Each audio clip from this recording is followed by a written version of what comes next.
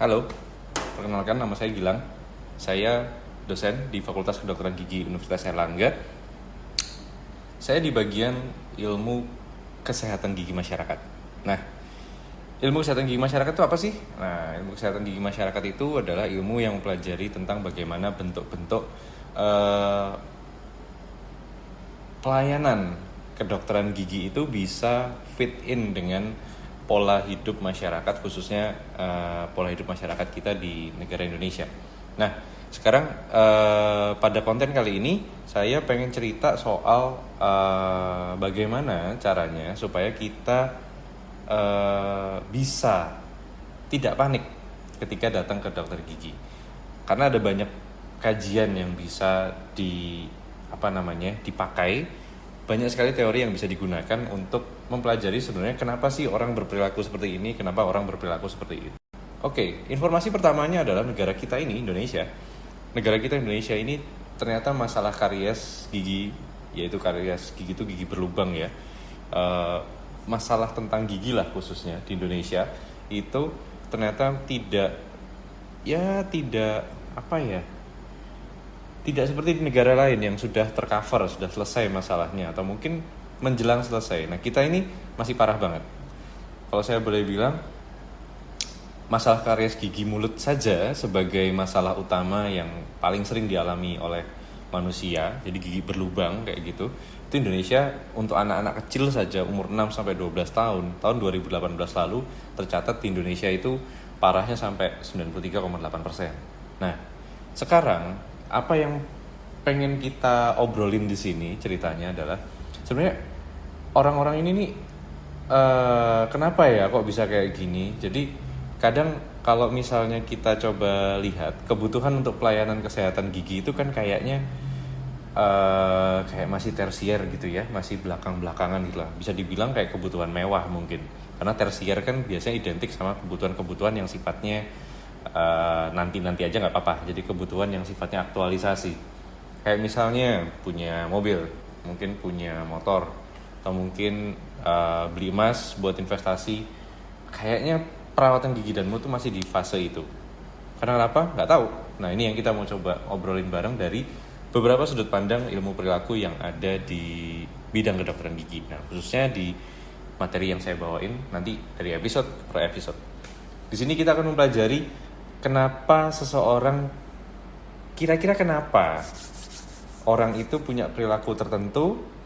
Aku mau datang ke dokter gigi, aku nggak mau datang ke dokter gigi, takut ini takut itu. Atau misalnya, oke, saya mau berangkat ke dokter gigi karena ya sudah, saya merasa perlu dan lain sebagainya. Nah, kita mau mencoba melihat dari sudut pandang teori-teori perilaku yang udah ada di perilaku-perilaku spesifik yang sering terjadi di masyarakat kita. Oke, kita mulai dulu yang dari pertama. Saya punya video ini dari salah satu dokter gigi yang bisa dibilang mencurahkan unek-uneknya, tapi juga dalam bentuk konten media sosial yang cukup menarik bagi saya. Oke, kita dengarkan beliaunya. Iya, boleh gigi. Halo dok, permisi. Ini ada pasien tanya. Kalau giginya copot, terus mau bikin gigi tiruan, bisa nggak jadi 1 hari aja?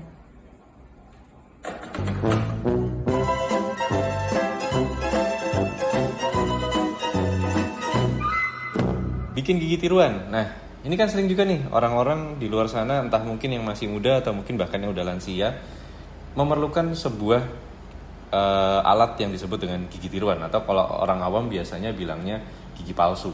Nah, kenapa? Karena memang giginya sudah banyak yang hilang gitu kan, udah banyak yang lepas atau mungkin dicabut atau copot gitu ya gampangannya, sehingga pada kasus-kasus tertentu kayak pengen datang ke manten, kayak pengen foto bersama keluarga, atau mungkin bahkan mau daftar sebagai pekerja atau mungkin karyawan baru, kan nggak enak ya kalau misalnya giginya nggak kerawat dengan bagus atau kelihatan ada yang lubang. Nah, lalu gimana solusinya? Biasanya orang-orang pengen bikin gigi tiruan. Nah, lucunya dari dokter yang barusan cerita, beliau bilang pasiennya itu datangnya mungkin baru hari inilah katakan seperti itu, ternyata pengen jadi juga langsung hari itu. Bisa nggak ya? Bisa sebenarnya, nanti dibahas di video yang lain. Jadi ada teknik yang bisa membuat gigi tiruan dalam 1 hari jadi bisa, tapi sifatnya hanya sementara. Nah, tapi pada umumnya pasien-pasien itu pengennya giginya ya yang sudah fix, yang sudah tidak sementara lagi, tapi yang sudah sementerus dipakai terus gitu ya. Jadi nggak yang buat cadangan, tapi emang udah jadi sehari langsung jadi bagus. Nah ini yang perlu dipelajari sama kita dan orang pada umumnya, supaya nanti tuh punya perilakunya itu jangan dadakan kayak gini. Karena perawatan gigi dan mulut tuh nggak yang apa ya serta-merta bisa selesai. Kayak misalnya ngobatin batuk, pilek, atau mungkin asma, atau mungkin gatal di kulit ya. Nggak seperti itu. Jadi gigi dan mulut itu bukan sebuah penanganan gigi dan mulut itu bukan sebuah tindakan yang bisa cepat dilakukan sebetulnya, supaya nanti jadinya juga bagus. Oke. Kalau kita kaji, ada sebuah teori yang namanya Theory of Planned Behavior atau singkatannya TPB. Jadi TPB bahasa Inggrisnya mungkin ya. Nah, di teori ini menjelaskan tentang sebetulnya seseorang itu untuk mengambil sebuah tindakan atau perilaku atau apa ya, bisa dibilang keputusan untuk bertindak, untuk berperilaku itu ditinjau dari bagaimana sikapnya terhadap tindakan yang mau diambil. Lalu berikutnya, bagaimana norma-norma subjektif atau orang-orang di sekitarnya atau mungkin ada info-info dari media-media yang bisa mempengaruhi pikirannya atau pengetahuannya untuk akhirnya bisa bikin dirinya akhirnya mau, oke, aku mau ngambil bikin gigi tiruan. Oke, mau bikin gigi tiruan sekarang, besok, atau nanti, atau secepatnya. Nah, TPB menjelaskan bagaimana peran dari sikap dan juga peran dari sikap dan juga bagaimana pengaruh orang di sekitar atau pengaruh informasi-informasi dari sekitar ditambah kemampuan dirinya untuk bisa akhirnya berperilaku untuk oke deh, aku bikin gigi tiruan gitu lah, misalnya gitu. Oke, kita ambil contoh tadi ya, misalnya gimana tuh ceritanya kajian pakai perilaku sini. Karena emang pada umumnya manusia tuh emang seperti itu ya. Jadi memang selalu punya rencana. Di Theory of Planned Behavior yang dipelajari adalah bagaimana sih seorang ini sebenarnya merencanakan untuk bikin gigi tiruannya dalam pola pikirnya. Jadi kita bisa nebak sebenarnya orang ini nih ngerencanain buat bikin gigi tiruan itu serius apa enggak gitu loh. Nah kalau memang dia serius, mestinya sikapnya positif. Artinya mungkin yang namanya gigi lepas itu kan bisa terjadi kapan aja ya.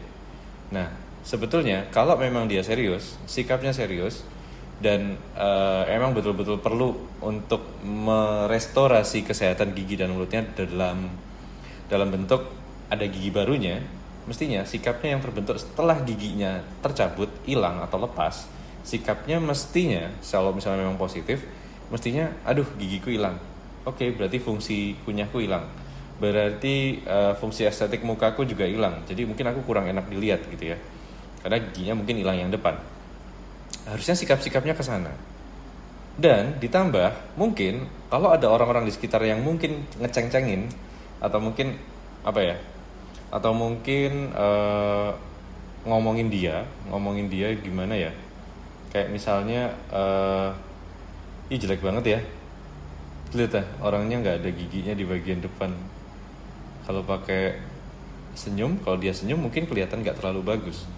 Oke, ada yang ngomongin gitu. Nah itu yang namanya norma subjektif. Lalu berikutnya ada yang sifatnya kontrol diri. Karena mungkin bagi beberapa orang sampai saat ini yang bikin panik ke dok, yang bikin mereka panik, yang bikin masyarakat panik untuk datang ke dokter gigi itu sebetulnya adalah biaya. Nah kaitannya sama biaya.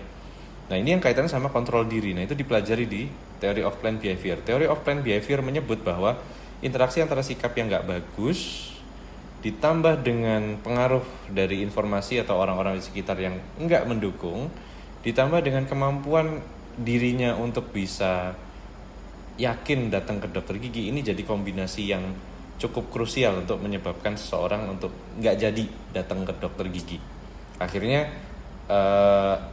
menunda-nunda sampai pada akhirnya sikapnya itu levelnya naik, lalu norma subjektifnya juga levelnya naik, dan kemampuan kontrol dirinya tiba-tiba naik. Nah, ini orang Indonesia tuh sukanya gitu. Biasanya tiba-tiba jadi perlu karena ada dorongan-dorongan lain yang saat itu, misalnya saat giginya lepas itu belum muncul.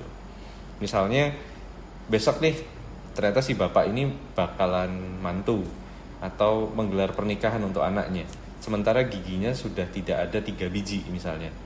Sehingga sikapnya jadi lebih positif untuk bisa ke dokter gigi untuk bikin gigi tiruan.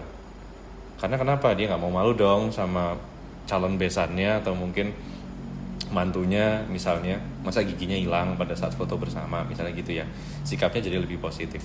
Berikutnya norma subjektif. Mungkin istrinya si bapak ini bilang, "Pak, ayo dong dibikin gigi tiruannya, jangan bikin malu lah kalau misalnya nanti foto," misalnya kayak gitu. Norma subjektifnya naik lagi. Terus belum lagi anaknya minta, "Pak, jangan gitu dong Pak, pakai gigi tiruan yang bagus, bikin sekalian." Naik lagi level norma subjektifnya. Berikutnya kontrol dirinya mungkin naik.